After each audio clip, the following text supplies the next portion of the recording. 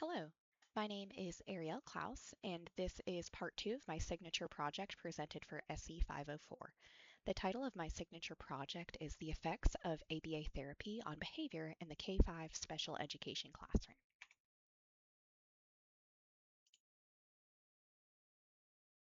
In order to understand why this is important and relevant, we need to first talk about some of the aspects of different behavioral therapies.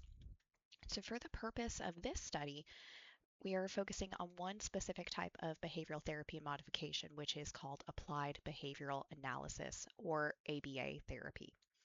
Um, we all know that many students are placed in self-contained special education classrooms due to several different factors, whether that be cognitive, physical, or behavioral needs. Um, Several children will benefit in this self-contained special education setting by having access to behavioral therapy.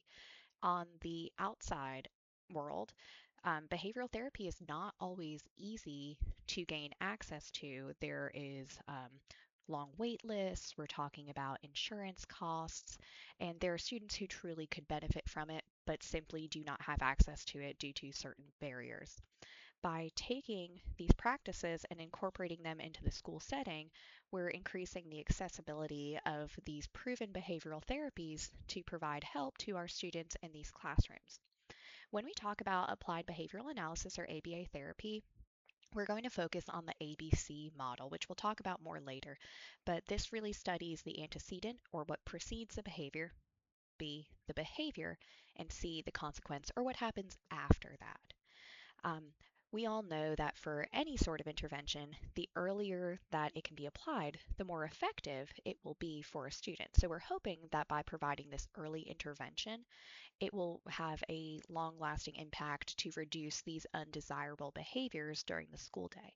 So it is our goal during this study to prove that when we do give access to students in self-contained special education classrooms access to this ABA therapy, that we will be able to help them reduce the rate of undesirable behaviors.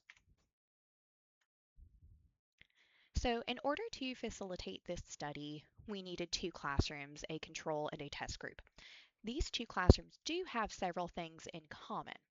The first being that they are both located at the same school. So both classrooms are located at Johnson Elementary School in Athens, Alabama, which is part of the Limestone County School District. Both classrooms are also self-contained special education classrooms, which means that the students in these classes spend less than 40% of their day in the general education setting. We're talking about students who have behavioral, cognitive, and physical needs, and for those reasons, it has been determined that their least restrictive environment should be a self-contained special education classroom. Um, where these two classrooms will differ is that in our control classroom, students will not have access to ABA therapy during the school day. Our test group, on the flip side, would in fact have access to ABA therapy.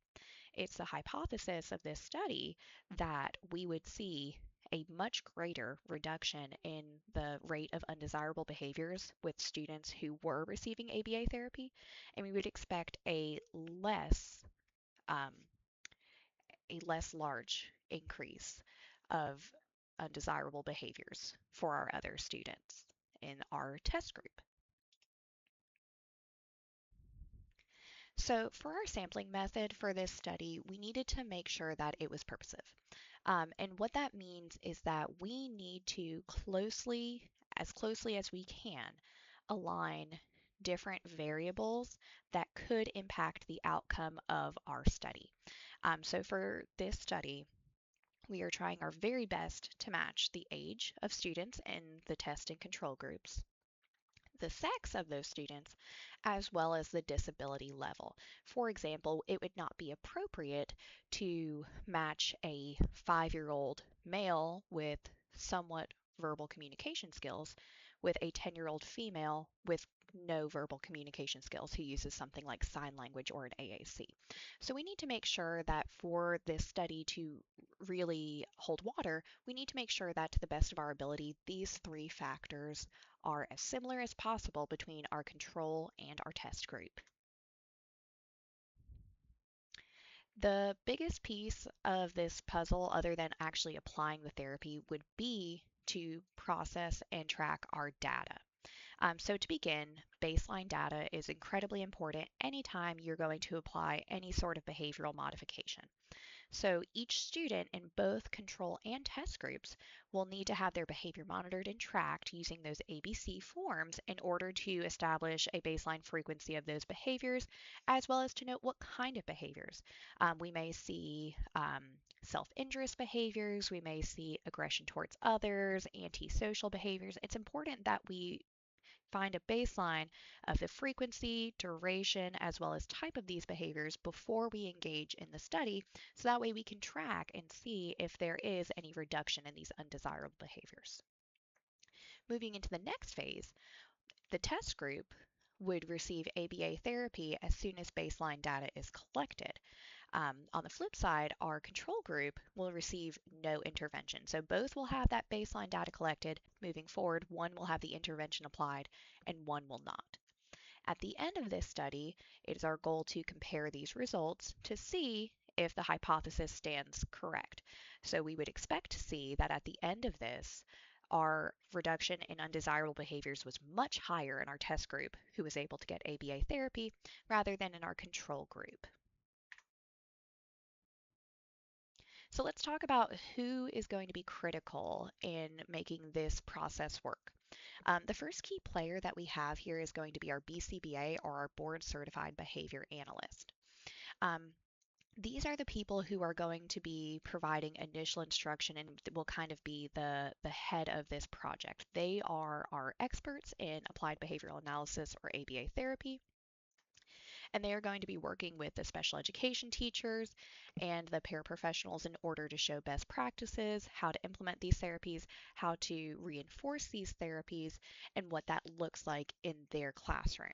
They'll also provide instruction throughout the study to our participants in the test group. They're going to work in conjunction with our special education teachers. So in the control group, the special education teacher is going to perform the role of providing the standard behavioral interventions that they have already been using. It could be anything that they've been working on previously, but it would not be direct ABA therapy.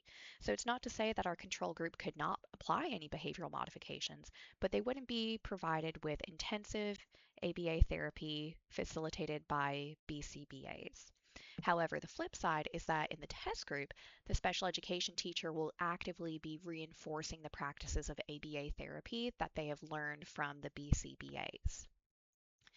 The last puzzle piece that we have here, and arguably one of the most critical roles that we have, would be our paraprofessionals as well as registered behavioral technicians, or RBTs. So their role in this study is going to be incredibly critical because they are the ones who will be tracking and charting our data. They're going to be going through their charts every day and stating the duration, frequency, intensity, and type of behavior that they are seeing. So they are really our data collectors and takers for this. And this is going to be the data that we're going to need in order to analyze it and compare the study at the end. So looking right here, you have an example of our ABC data sheet. So it's critical that our RBTs and paraprofessionals are utilizing this specific template so that way it is completely comparable between both groups. So on these sheets, they will take down the date and time of the event, of the behavior, as well as noting the antecedent of what happened, where they were, etc., before the behavior. Essentially, you can think of that as a trigger of sorts, the behavior or the active, part of this situation, and then the consequence. So what happened immediately following it? That's not, to say somebody received detention, but what happened? How did you de-escalate something? How did you respond? What changed in the environment? And so by doing this and them being as detailed as possible, we are able to really dig in and get some great data to move forward with. So let's talk about the validity of this, because we do know that there are certain things that can impede the validity of a study. So that we have three main issues that could come into play when we're talking about validity. The first would be subjectivity. It's critical because one person may observe a behavior and think that, the reason it happened is because they walked outside of the classroom. Whereas another person might say, well, they walked outside of the classroom, but they saw a preferred object and they were denied access to it. So the subjectivity in recording this data could influence the validity of things.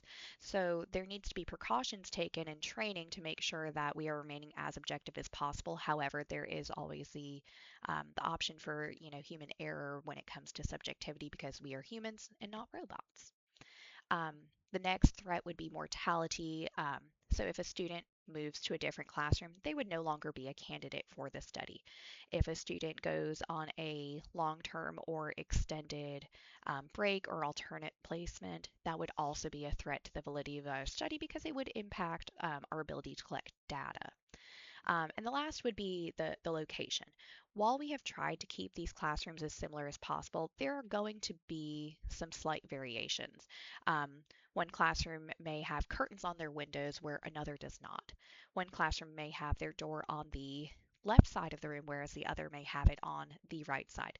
Although these things seem very, very small, these could, in fact, impact some of the behaviors or some of the ways that we record the behaviors. So it would technically be considered a threat to our data when we're, analyzing and figuring out how valid that data really is for us. So confidentiality is obviously incredibly critical when we're talking about students, especially when we're talking about students with additional special needs. This is a very vulnerable population. So in order to make sure that everybody is keeping everything standard and confidential, each participant signed an alphanumeric value in order to keep them confidential and keep their identity private.